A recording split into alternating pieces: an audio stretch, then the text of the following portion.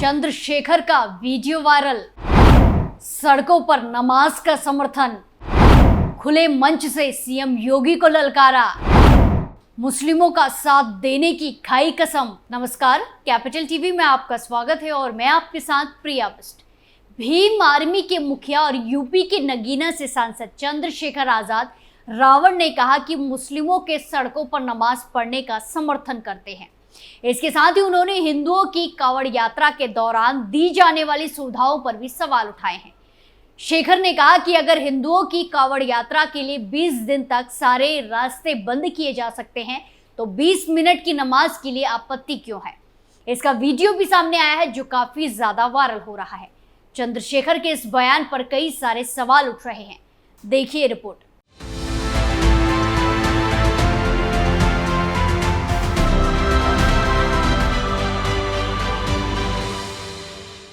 Nagina Lok Sabha seat से नवनिर्वाचित सांसद चंद्रशेखर आजाद अपने बयानों को लेकर हमेशा चर्चा में रहते हैं। अब उनका एक वीडियो सोशल मीडिया पर वायरल हो रहा है जिसमें वो कांवड़ यात्रा और नमाज को लेकर बात कर रहे हैं। दरअसल चंद्रशेखर ने 23 जून 2024 को नगीना लोकसभा स्थित नजीमाबाद के चांदपुर गांव में एक बैठक को संबोधित किया। वीडियो में आजाद समाज पार्टी के राष्ट्रीय अध्यक्ष चंद्रशेखर कहते हुए नजर आ रहे हैं कि जो लोग 20 मिनट नमाज पढ़ने पर आपत्ति जता सकते हैं वो किसी धर्म के साथ नहीं हो सकते। हिंदुओं की कांवड़ यात्रा के लिए 20 दिन तक सारे रास्ते बंद किए जाते हैं, अस्पताल भी बंद किए जाते हैं, उस पर किसी को दिक्कत नहीं होती। ऐसे में 20 मिनट की नमाज पर आपत्ति क्यों है। नगीना सांसद चंद्रशेखर आजाद ने कांवड़ यात्रा और खुले में नमाज का मुद्दा उठाकर सरकार और विपक्षी दलों पर सीधे सवाल दागे।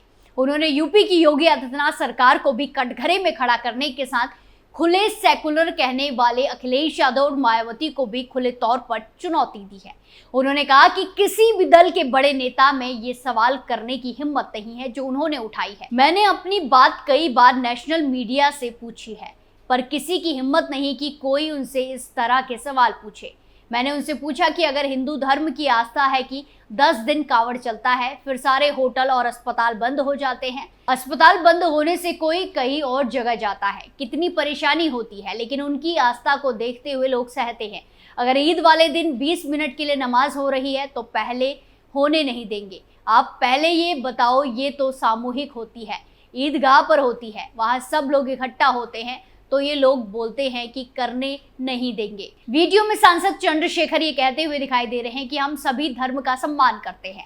इस दौरान उन्होंने हाथ में जल लेकर मुस्लिमों को भरोसा दिया कि वो हमेशा मुस्लिमों के साथ रहेंगे। मैं कसम खाता हूं कि आपके साथ खड़ा रहूंगा। जो मुद्दे मैंने उठाए हैं वो कोई और नहीं उठा सकता और मैंने ये मामला नेशनल मीडिया पर भी उठाया है, जबकि किसी और नेता की हिम्मत नहीं कि वो इतना बड़ा मुद्दा और इस तरह के सवाल मीडिया में या कहीं उठा सके। वहीं अब सोशल मीडिया पर यह बयान वायरल हो रहा है और चंद्रशेखर के इस बयान पर लोग सवाल उठा रहे हैं।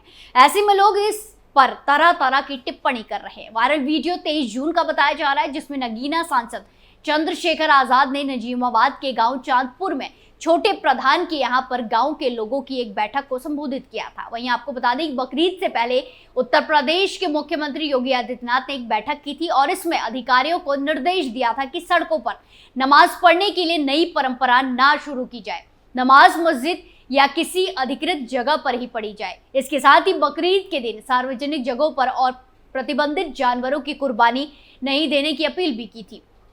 सीएम योगी की इस अपील का पूरे प्रदेश में सख्ती से पालन हुआ था।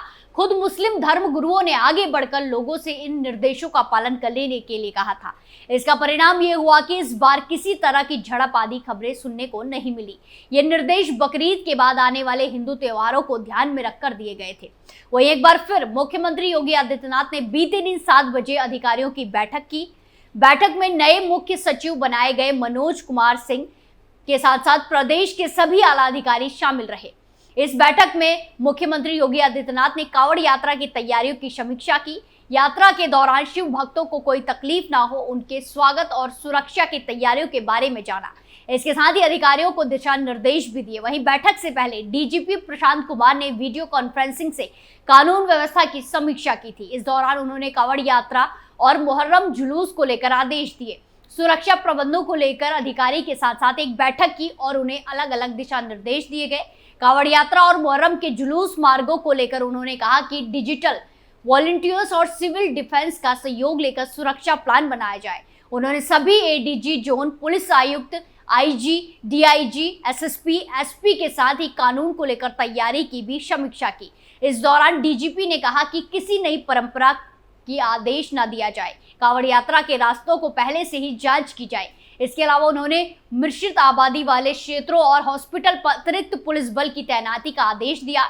पुलिस महानिदेशक ने कहा कि गड़बड़ी करने वाले तत्वों पर कड़ी नजर रखी जाए और संवेदनशील जगहों पर अधिक पुलिस कर्मियों की तैनाती की जाए। साथ ही कहा कि अति संवेदनशील स्थानों पर चेकिंग बढ़ाई जाए। इंटरनेट मीडिया की 24 घंटे निगरानी रखी जाए। जहां अधिकारियों को आदेश दिया कि जुलूस मार्गों पर लगे सीसीटीवी को एक्टिव रखा जाए और रेलवे स्टेशन और बस अड्डे पर सुरक्षा बढ़ाई जाए। अधिकारियों से कहा कि जोन सेक्टर स्कीम लागू कर अति संवेदनशील स्थानों पर चेकिंग बढ़ाई जाए। डीजीपी ने इंटरनेट मीडिया की 24 घंटे निगरानी करने का भी निर्देश दिया। संवेदनशील स्थानों पर ड्रोन कैमरा और पीटीजेड कैमरे से निगरानी रखने के आदेश दिए गए और साथ में सोशल मीडिया पर फैलने वाली हर अफवाह का खंडन कर कार्रवाई को करने को भी कहा। आपको बता दें कि 2024 की कांवड़ यात्रा की शुरुआत 22 जुलाई सोमवार से हो रही है। सावन के सभी शिवरात्रि पर जलाभिषेक करने की परंपरा है। इस दौरान सभी शिवालय पर कांवड़ियों की भीड़ जुटती है, लेकिन इस साल श्रावण मास अधिक मास है, इसीलिए 2 मासिक शिवरात्रि श्रावण शिवरात्रि होगी। पहली शिवरात्रि में 15 जुलाई को होगी और जल का समय 16 जुलाई को सुबह 12:11 से लेकर 12:54 के बीच होगा। दूसरी शिवरात्रि 14 अगस्त को होगी और जल का समय 15 अगस्त को सुबह 12:09 से लेकर 12:54 के बीच में होगा। अब सवाल, कांवड़ यात्रा कब से और कब तक चलेगी? कांवड़ यात्रा की शुरुआत जुलाई से होकर अगस्त के महीने तक चलेगी। पूर्णिमा कैलेंडर के मुताबिक ये श्रावण माह की प्रतिपदा तिथि पहले दिन से शुरू हो जाती है। हालांकि बिहार और झारखंड प्रदेश में क्रमांश सुल्तानगंज से देवघर तक कांवड़ यात्रा कांवड़ियों द्वारा पूरे साल की जाती है। भक्त खुद श्रद्धा और उत्साह के साथ नंगे पांव 100 किलोमीटर की यात्रा पूरी करते हैं।